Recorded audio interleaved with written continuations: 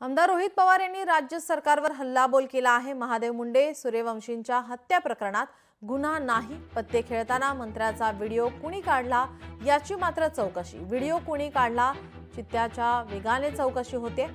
शेतकरी विरोधी सरकारला उघडं पाडणार असं रोहित पवार यांनी आपल्या ट्विटमध्ये म्हटलं आहे। रोहित पवार यांचा राज्य सरकारवर हल्लाबोल। रोहित पवार यांनी ट्विटमध्ये नेमकं काय म्हटलं आपण पाहूयात ग्राफिक्सच्या माध्यमातून। पतीच्या खुन्यांना गजाआड करण्यासाठी एक ज्ञानेश्वरी मुंडे ही भगिनी 2 वर्ष आक्रोश करते, तरी तिची दखल घेतली जात नाही। हायकोर्टाने सांगूनही सोमनाथ सूर्यवंशी यांच्या खुन्यांवर गुन्हा दाखल होत नाही। संतोष देशमुख प्रकरणातही झालेली दिरंगाई सर्वांनी पाहिली। पण विधिमंडळात पत्ते खेळणाऱ्या मंत्र्याचा व्हिडिओ कुणी काढला याची मात्र सरकार चित्त्याच्या वेगाने चौकशी करतंय। पण सामान्य माणूस आणि शेतकरी विरोधी असलेल्या या सरकारला आम्ही कायम उघडं पाडत राहू।